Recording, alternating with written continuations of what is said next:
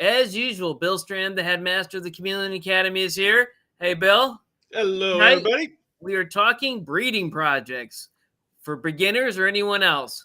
Now, buckle up. It's time to start the adventure.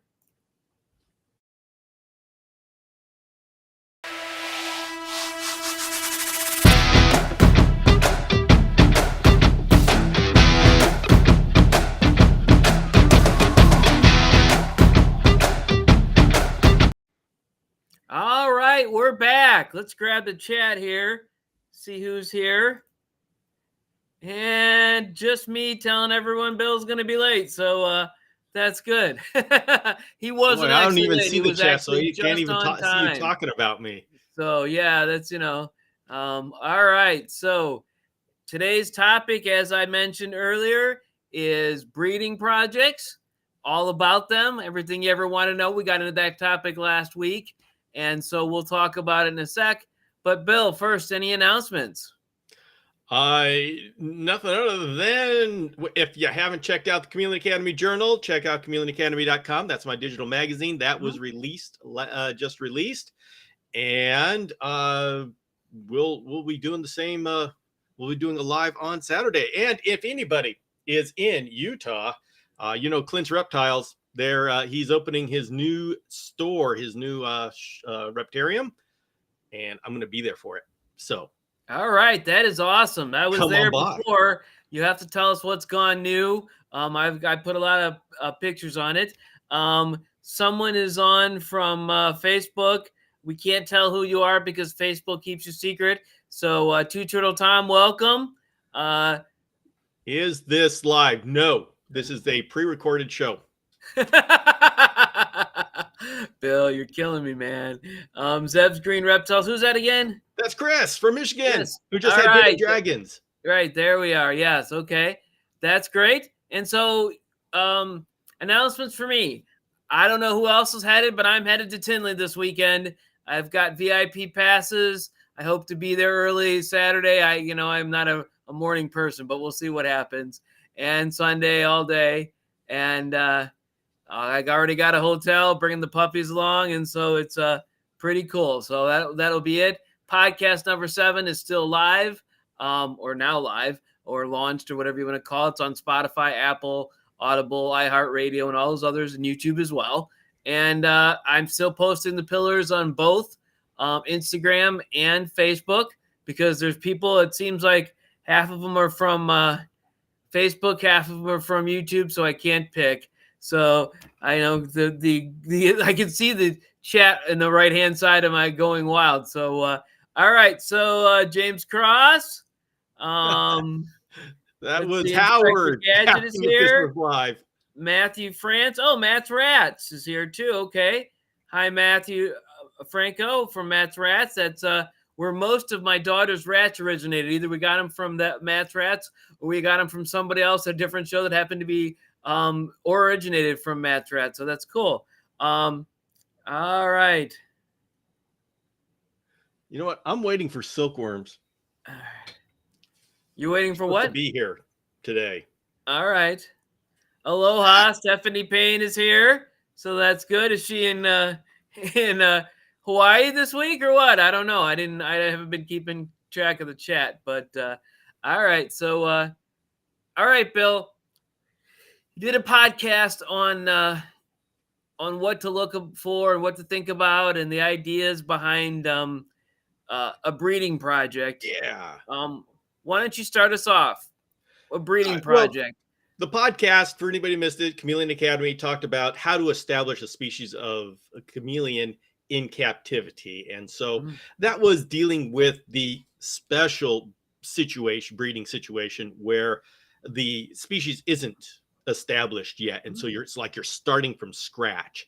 And this has been a particular challenge for those of us in the chameleon community, because we've been perennially frustrated at how few species are actually established in captivity. If exports stopped, we'd have about 2 or 3, and only one of those is because of the hobbyist community, and that's panther chameleons. And so with all of the advances we've had and we've gone through and we've made, it's almost embarrassing that we don't have others established. But then again, it's not because of the breeding capability, it's because of market forces, and understanding those market forces is has been a challenge. And well, I understand them, but manipulating them and trying to get them to change course is a little bit tough. Now, if somebody is starting out breeding, that's with a species that is common, that's another issue, because when you start off breeding, I know everybody picks what they start off breeding by what their favorite animal is. This is a wonderful idea, but for this to really work, you have to breed something that how many babies? 30 babies? 30 people out there want to buy, or else you're going to be stuck with those.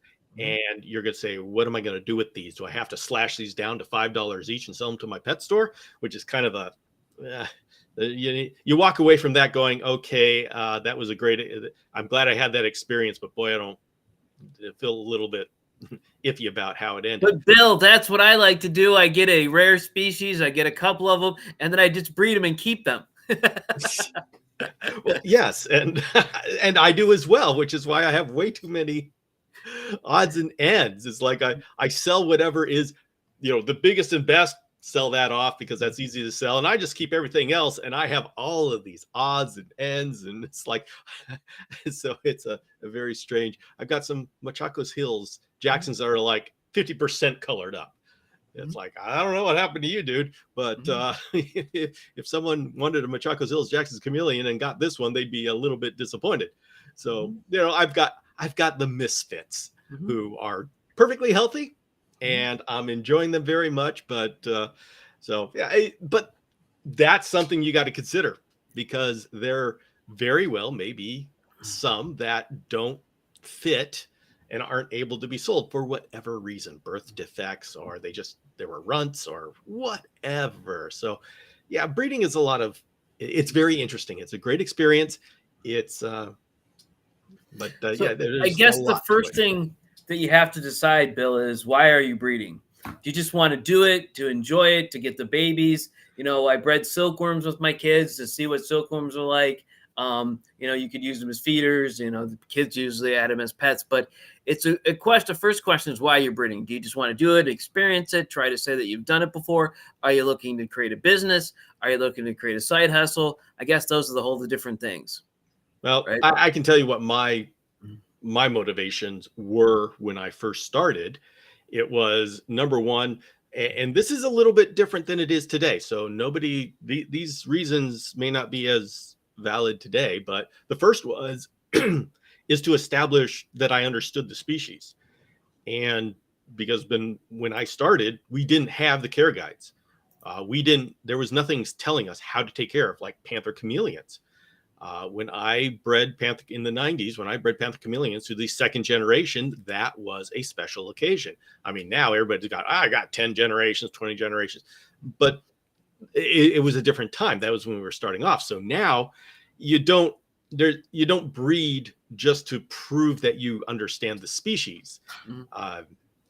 And then another reason why I did it is because I wanted the security that I'd always have a chameleon.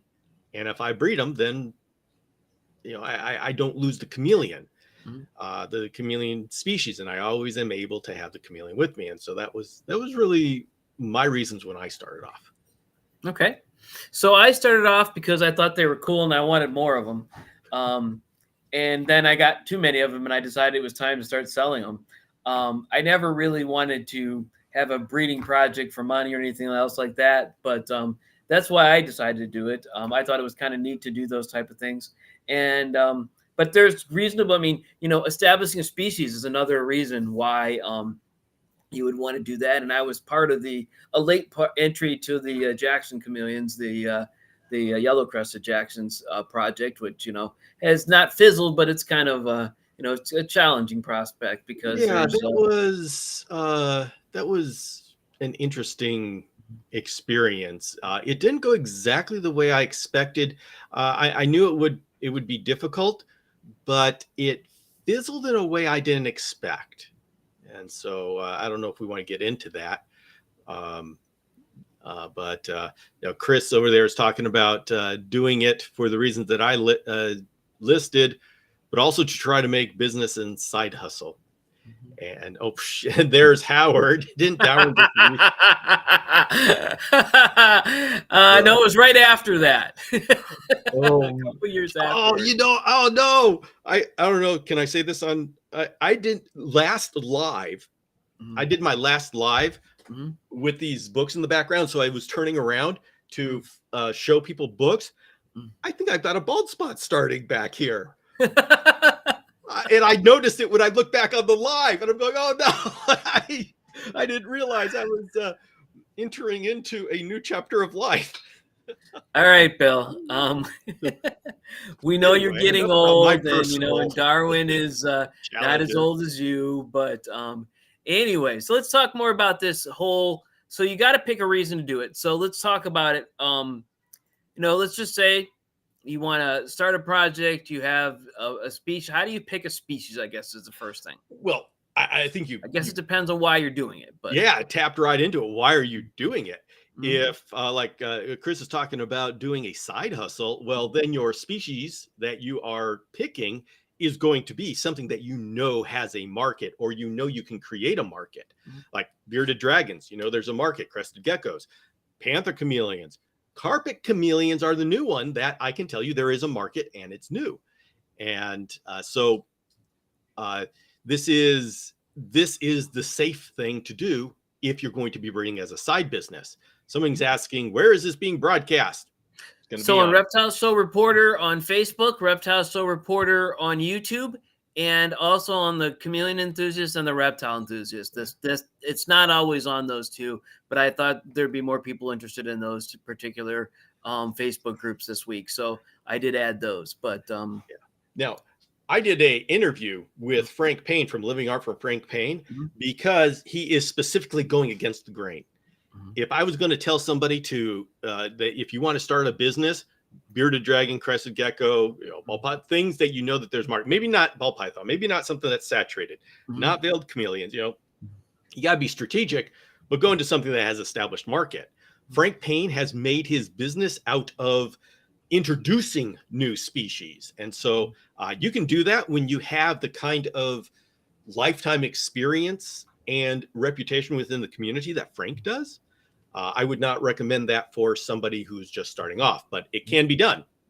And so if you love flying geckos, then that probably is, you want to put your life behind that, and that's what you love. That's what you should do. So I guess the whole thing is you have to make sure that the species, if you're going to make it a side hustle, you have to make sure that the species that you choose has a market, but it's also a market that can support you breeding it. I think that was one of the problems with Jacksons, because the market value of the Jackson wasn't nearly what was about what it cost to breed them, or a little bit less. So you have to make sure that your side hustle, because the Panthers were 3 or 4 times more amount of money, but they cost about the same to breed. So that's why they're successful, I think, overall, even though they're, then they're also got the pretty colors, but anyways. Well, and you notice that as the captive market has grown, we've seen a very interesting dynamic. The Panthers from the wild have increased in value and quality, by the way. I mean, unless you go into Florida and you find somebody sitting on the table with all the deli cups, and that happens every now and then. But right now, you're talking to the main importers of Madagascar and bringing in panther chameleons. And they have increased in value, they have increased in quality, and they are being taken care of so much better. And so the development of the captive market has not reduced demand for them, but they have increased drastically increased the quality of them coming in. And so that's been a very interesting, I will say unexpected side effect of this. Okay. I think the other thing we need to consider is how long does it take to create a breeding project? Because if you think about something like tortoises, it takes them 5 to 10 years to get mature and be able to breed. So if you start with a baby tortoise, 5 years later, you're going to have a bit ability to breed them. and that's not something you could just turn overnight. That's 5 years of your life just to get the first babies out. And you can't, it's hard to find, although at rescues there are some tortoises that are, but those are tortoises you probably shouldn't be breeding, because if they're at rescues, a bunch of them, then many people didn't want them anymore. So you're creating a market that isn't there as well. Yeah. So, If you want to breed something, don't breed something that you find at rescues. That's right. a sign. It's not a good idea. But and Zeb's talking about, I want to produce a certain color and make it the best. Yeah, and that's another thing. If you create like Chris, were you working with veiled chameleons, like the translucent? Because if you work with a special kind of morph, then you have a special market already and customer base already set up. It may be a very niche customer base, but it's a customer base. And so the message here is, you want to pick an animal you love, but don't pull the trigger on starting that breeding project until you check out the customer base. How are you going to sell them? Who are you going to sell them to? How are you going to do it? And can you develop enough of a market? Because this will kill a breeding project immediately is if the market is like for Daramensis, Triasis Daramensis, the chameleon, is exactly what happened, is that they are prolific. They don't produce all the time, but when they do, it's like 40 eggs at a time. And if you have 2 bloodlines, you now have 80 eggs. Well, that chameleon was it's an incredible chameleon, but it was not well known in the market. And so, I mean, I got Daramensis, I was ecstatic, but the person breeding Louis Wiedemann, couldn't place all of his. So he stopped breeding it. And now today we have no Daramensis, as far as I know. There may be odds and ends here and some corners, but as far as I know, no Daramensis. Mine died like 2 years ago, and 2 or 3 years ago. And as far as I know, that was the last one. Like I say, there may be some, but essentially it's gone. And this was not one that was hard to breed. It was just hard to place in the market at the time, because 40 eggs at a time, or 80, saturated the market. And so, boom, you can very easily saturate the market. All right. So we talked about choosing a species, having a market, choosing the appropriate market, and the different reasons for a breeding project. How about years? It depends, on the type of species, how many years it takes to breed and how many years between the breeding. There are some of the small chameleons that 3 or 4 months and they're breeding and they have babies, and you might have babies in 6 months. And then, like I mentioned earlier, tortoises, you might have 6 years to even get them ready to breed, and then you got to get a good egg. So it really depends on what you're looking to do. It depends once again what you want to do. If you want to do it as a side hustle, then maybe something that takes 2 years to mature isn't the greatest. But if you want to breed reptiles as a side hustle, you're not doing it because you think you're going to make a lot of money. Well, you shouldn't be, because you're not. It'd be very difficult to make a lot of money. You're doing it because it's your passion, and you want to do it smart enough that you can make money on it, but you're choosing to do it because you are getting also paid in awesomeness, which the bank doesn't take, but you feel in your life. I mean, that's why I have all these little baby chameleons growing up to adults, Bill, because they're awesome, and I don't want to give them any of them up. And I agree. Even the coolest ones, the best ones, I regret giving up any of my quadricornuses because I'm down to a couple. And but they're in good homes. So, but it's still hard to know that there are other places. So, all right. So, what about breeding projects and genetics? Now, so it's a complicated thing, and to do a project, you have to assume you're going to want years and years of or how do you put it, generations and generations of different. So how do you go about doing that? I mean, it's not like you could just breed 2 together and bring their sibling, their their siblings and breed those siblings of their siblings and go on, because you get a little bit of inbreeding and all kinds of bad things come out, right? Yeah, and once again, we got to look at who are we talking about. Are we talking about somebody who just wants to start a side hustle or just a side project? Even we won't even call it a side hustle. It's just a fun project on the side. Or are you trying to, like what I'm doing, trying to establish a species that hasn't been done before? And I know, number one, there's a challenge in whether I'm going to be able to do it or not. And once I'm doing, I got to spend 18 months developing an awareness for this species. It's like, that is, you if you want a little project to have fun and maybe make some money, you don't want to do what I am doing. Pick something that's easier, get that experience. And but you know, there's always a market for healthy reptiles. The question is there enough of a market with enough of a sales potential to cover your expenses? And that's a function of market forces and your ability to be efficient.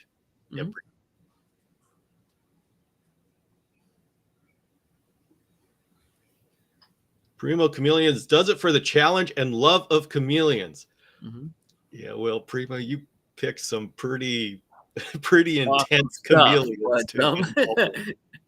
But that's, you know, it just depends on what you're trying to do, I guess. Let's see.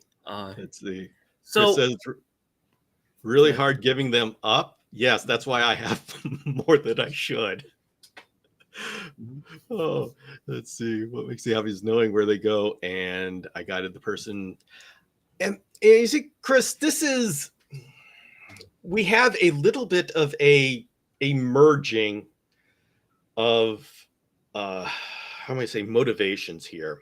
And so let's just, I'm gonna read into what you're saying, which I believe is true. Is you want to set up a project, and part of that is knowing what kind of house they're going to go to and helping that home be successful. And that's what a number of people start off with. And then there's this reality that comes in once you have 50 eggs. Well, I don't know whatever species you're going with. Once you have 50 eggs, it's like, okay, now I've got to send them out, and I can't be as choosy as I wanted to be. And so that's a good thing to keep in mind. And so, and I'm using chameleons as an experience because that's what I know. I wouldn't be able to pull up these examples with other species. So don't read. You can apply this to any species, but if you wanted to be that careful about where they're going, you do something that doesn't produce a whole lot, like carpet chameleons if you're in chameleons rather than veiled chameleons. You Tribolonotus, the red-eyed crocodile skink that has one egg at a time or something like that. I mean, with something like that, number one, you're not going to make a whole lot of money. But if you're doing it for the passion, that's where you can really put in all of that effort into that one baby. You can put together a care guide. You can develop a relationship with anybody interested because it's a small community. And so, you know, how much money plays into this really dictates how much you're going to be able to do it for the quality of it, the love of it, and look into each and every house. So you have to learn a lot about the species you're going to breed as well, especially if you're going to try something that isn't the usual common breeding thing. But then that also gives you the breeding coefficients. It gives you the inbreeding coefficients. If someone's done it before, where you're safe. You know, we were talking to Paris the other day about axolotls, and of course, there's only a few lines of them, but they worry about a breeding coefficient that's very specific. They know it exactly because if you start getting too closely bred or inbred, that you're going to have death. It's just instant deaths or deaths that are quick. So it's very important that you understand that, and that you figure out, are there more live ones available that you're going to be able to get them from somewhere, import them from somewhere, get them from someone else, or you know, or are you not going to be able to continue this breeding for long, because you're going to start inbreeding them and having all kinds of problems. Because once you get genetics that are copied and genetics that are the same and the same and the same, all the problems start to grow worse. Yeah. And Chris just brought up small batch breeding. Yes. That is a very interesting concept, Mhm. and it brings together a number of things we've been bouncing around in the community. I've been working a lot with trying to separate out keeping husbandry and breeder husbandry, and trying to make those make us accept that those are two different things. Because as much as I'd like to say everybody should have these huge cages and all of these naturalistic and complicated things, the minute we make that the requirement, my entire community disappears.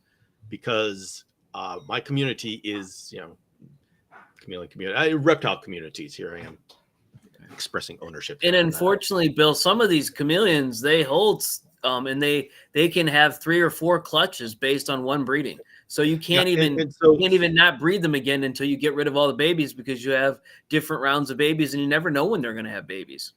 So it's not realistic to say that somebody with a breeding program needs to give, and this is, I haven't worked out how I'm going to word this, is going to give adequate husbandry, but not the best husbandry.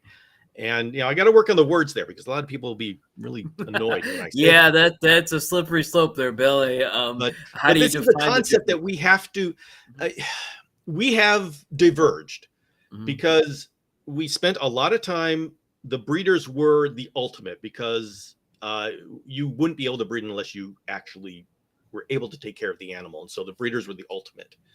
But now that we've gotten into the point where the breeders are working on how to do it more efficiently, we branched off, because we've got people trying to figure out, how do we get the best husbandry and the closest naturalistic?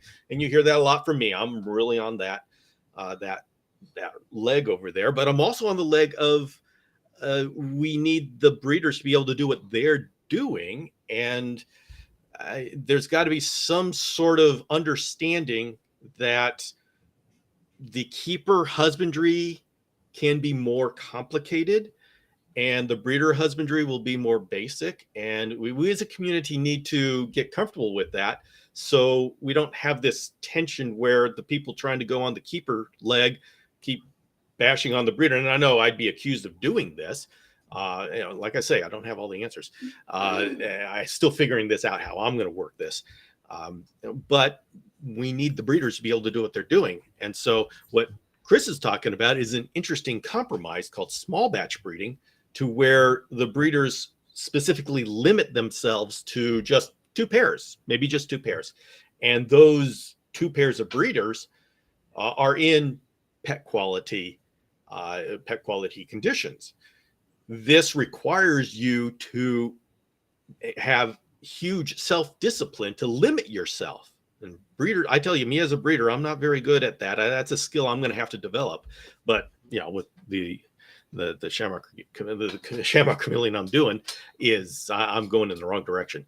So, but if you have that small batch breeding, you could do that with bearded dragons or the common stuff. That's no problem. But I'm looking into it. What do I do it for O'Shaughnessy eye? Something that's completely new. Can we actually establish a whole network of small batch breeders?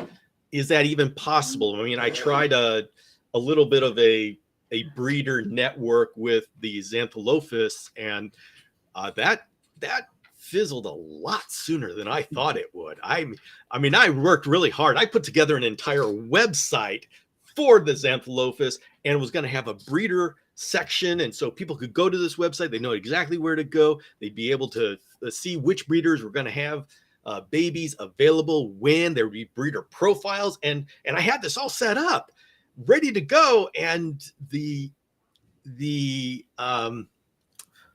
let's just say the breeders in the community that were part of this weren't necessarily, they just didn't respond. So this is a good question, Bill. I think Vales and Jacksons is different. Jacksons are still imported, so there's multiple types of Jacksons, and so you're probably got a lot more bloodlines of Jacksons. But Vales, there was a limit to how many got imported into the United States, and I don't know how many that was though. Yeah, So, now, but there's a little bit of a caveat with the Jacksons. mm, The Jacksons all originated from a maximum of 36 individuals in Hawaii in the 70s. We don't know how many of those were survived and were part of the breeding there. So we assume that there's a genetic bottleneck, which we've seen genetic drift. but those are the Hawaiians, right? I mean, there's the Kenyan Yes. Jacksons, which are But the they're Kenyans somewhat come in inbred, sporadically, and right. as I hear rumors of there being Hawaiian Jacksons being ranched on the mainland. Okay. And that would explain why we still have them around, even though it's illegal to ship them out of Hawaii. I know they come in from Kenya every now and then, but we see them a lot more than the Kenyan shipments would allow. So there is a reservoir of Jacksons, the Hawaiian bloodline Jacksons, somewhere here. I don't have any details. I just have shadowy rumors. And so, yeah. So Two Turtle Tom is a little late to the party, Bill. He wants to hear more about the Kenyan Xanth project. You know what? That's probably a good. We can do lessons learned from the Kenyan Xanth project on another show, because if we can do that next week, or of course I'm going to be at Tinley this week, so I'm going to have a lot to talk about. But we'll do it sometime in the future. But Turtle Tom, I would love to.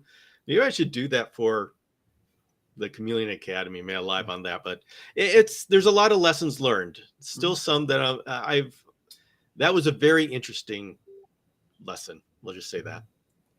All right.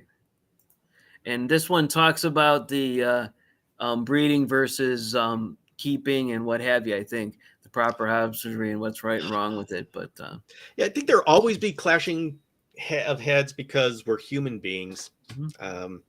But I do think that we are so close to this separation of keepers looking for naturalistic and breeders trying to get the most efficient.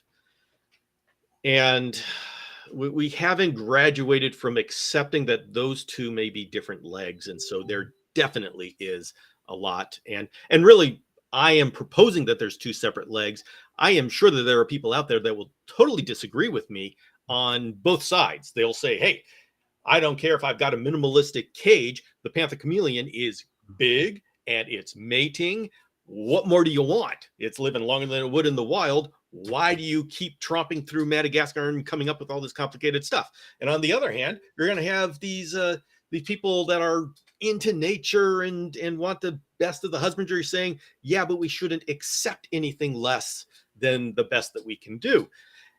And so, I mean, this idea that I have that we have two different legs and we all need to agree that we're going to have two parallel paths, that is not community authorized. I may be trashed for that. But Bill, you are the community for chameleons. Not all of my ideas are embraced by the community, Sean. Yeah, I know. I've been on those podcasts or those live shows where the community came after you with pitchforks, and sometimes it's me they're coming after. So I don't. I got to walk carefully. So all right. I like Jillian Fox. Fourth clutch is almost done hatching. I'm running out of excuses as to why I haven't tried selling them. Hey, it depends. Good thing it's not Jacksons or Daramensis when they have so many, but Panthers still have a lot. So let's see. Well, you get four clutches. You have quite a population. Yes. All right. This is what Two Turtle Tom is telling us. 14,445 live Triasis jacksoni subspecies not specified were reported to the U.S. and Kenya in 2021 alone. Wow. That's a lot. Seems like a lot more than I mean, yeah, we saw them, but it wasn't like there was 14,000 dumped on the market. Um, So the answer to how many she has, I think, is 87 Panthers, though, Bill. sheesh. Yeah, That's dedication. I love that. That is awesome. All yeah, right. Colonel Tom, I don't understand. Yeah, that's but you know what? That's People, possible, it's Bill. not like everybody checks in with me. So just because I don't see them doesn't mean they're not going. You And don't of even course, go if to they that just many reptile shows, Bill. yeah, You well, only go to a if they couple a go into year. the like the Florida, the Miami, and then they just get dispersed to all the Petcos. I've seen Jacksons and Petcos, Mhm. so they're not supposed. I think they're not supposed to go for wild caught, but yeah, that I Wow. saw a Xantholophus that could very well have been a Kenyan in Petco this weekend. So that's interesting number. hmm And let's But see. but the thing is, Tom, I think the significance with the Jacksons is that since if the rumors are true, and there are Jacksons ranched here in the United States and somewhere in the Southeast, those are going to be the Hawaiian bloodlines. And so if imports stop, that's what we're going to end up with. That's what you're going to see 5 years after imports stop. So here's a good idea. Briquetti and Nana, we need to breed those because we'll never run out of space. But this is a This is more true. serious question, though, Bill. How does the small community breeders work? So Do we I have think a one front sales guy and the rest of us deal through him? Could you explain a little bit of your thoughts on that? I am still working on this as to how it's actually going to work. And this is the challenge of any great new idea. You have this idea of what it could look like, but then there's the reality of how does it work. And I'm not sure how or if this will work. So the idea is that small batch breeding is that you have one or two pairs and you keep them at pet quality care, and you don't expand. So you don't hold back, and if you hold back, you don't breed more. So the whole idea is that you're not expanding to the point where you have a warehouse and you have 200 cages.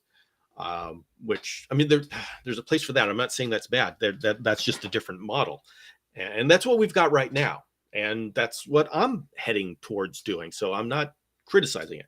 I'm just saying the problem with the reason why I'm really looking into small batch breeding is my goal in my huge experiment with the Shamrock Chameleon is I want to establish it as a species, and so it goes on after. If I drop out, it still goes on. And that's the problem we've had with chameleon species. We have one person who's really good at it and sends it out into the market, but when that person stops, everything just kind of dries up. And so that's a danger. And I want to see if I can build out a structure so I'm not the only one breeding this chameleon. And that's going to one possibility is that we establish a network of small batch breeders where everybody has just two pairs, say. And so we have this vast network. Now, as for how they're all going to coordinate, I at this point, I wouldn't want to put together any structure because I know that we don't coordinate. We don't coordinate at all. We can't get together. We can't communicate. We can't agree on what we're doing. And so, if any plan has a part of that of we are coordinating, it's going to fail. So the challenge is how do we set up a system where that kind of thing, the small batch breeding, actually is encouraged by the market, by the consumer. And I don't have all the answers. Part of this is exploring options, and it'll just what's the appetite of the community? What do you all want to do? And I mean, part of that is how can I present it in a way that people want to be part of it? But you can't fool anybody. You can't like get everybody excited because as soon as everybody's no longer excited, it's like, okay, we're back to normal, and we don't feel like doing this anymore. We're not going to coordinate. So, what about using lineage, Bill, to connect everyone?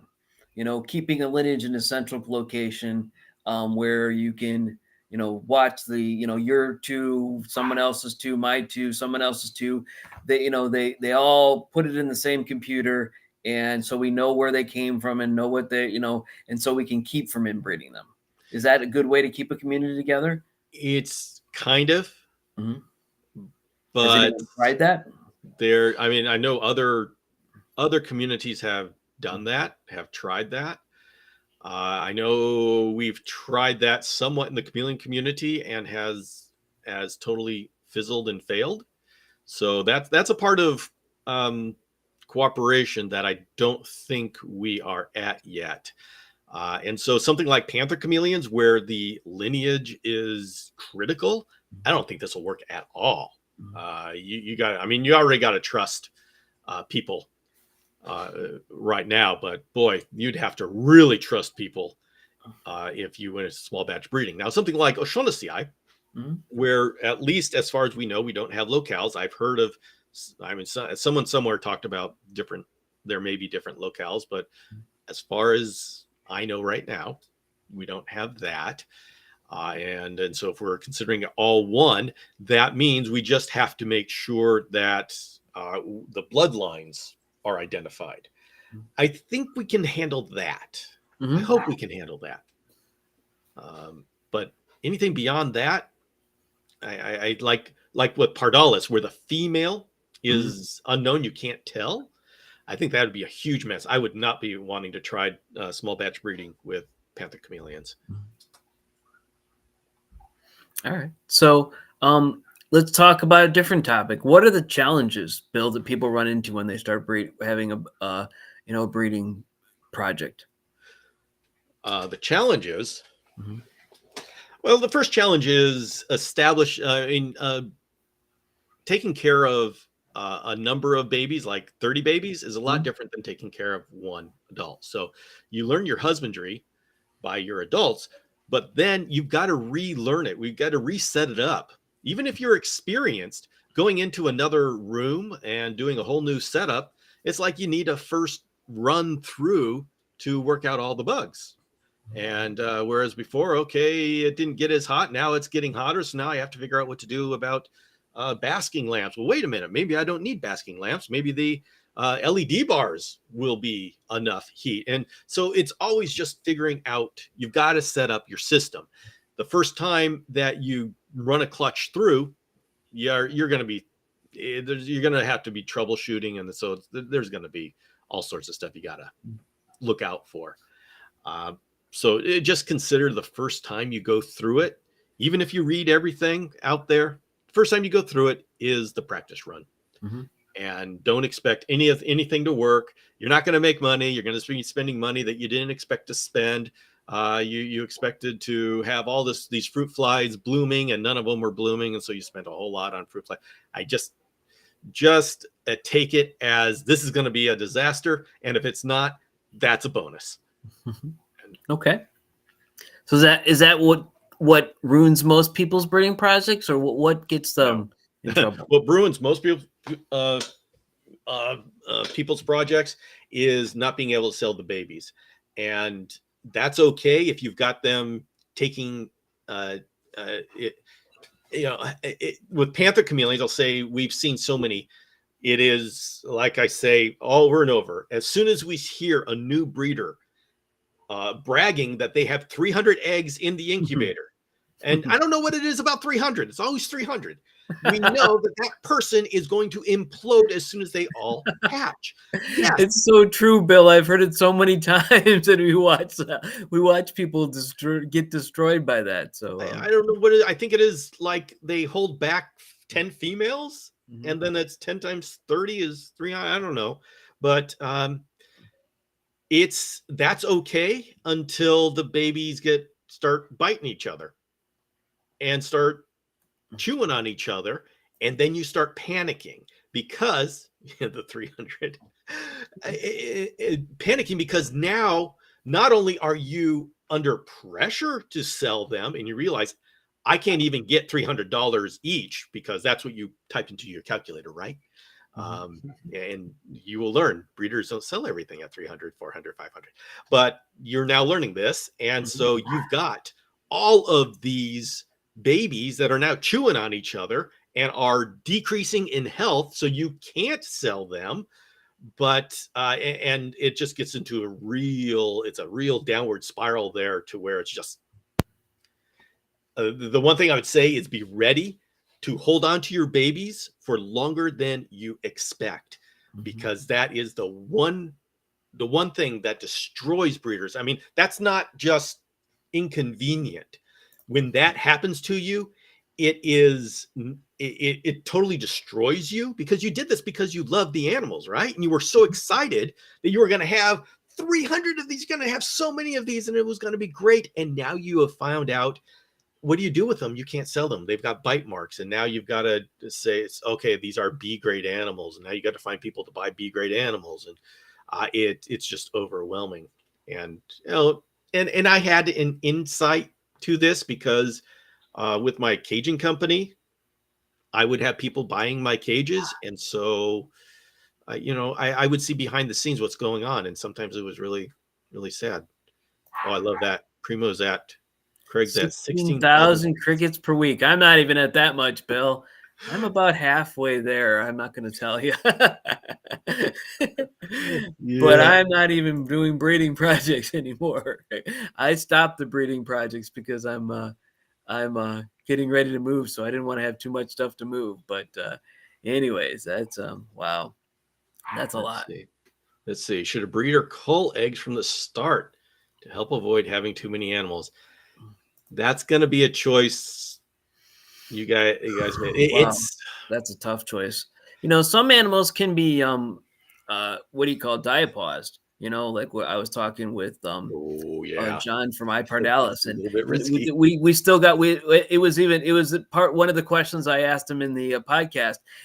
But we'd never done it for more than 6 months, and not known anyone who did it for more than 6 months. So you could sort of kind of pause and do with the babies, but how much longer you could do it and what you do, I don't know. Oh yeah, but don't some of those reptiles retain sperm? Don't you get double clutches out of panther chameleon females every now and then? He was 100% sure that you can only get 3, and then he got a 4th clutch. So, and I've seen that. I've seen the 4th clutches, but they're not as good as the first 3. Like Howard said it earlier, start off with one pair, and that is great advice.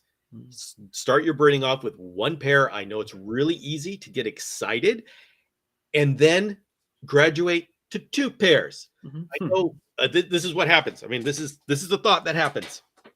I have a panther chameleon pair. I get 30 babies. Boy, those males are selling easily. The females don't sell off so well. And so, you know what? It's no problem me holding back 10 females. And then I'll go ahead, breed them, and maybe I'll try something tricky, or maybe I don't even realize what happens when all of them have eggs. So grow very slowly. That's one thing I love about talking with Jonathan Hill. He was incredibly disciplined about how he grew.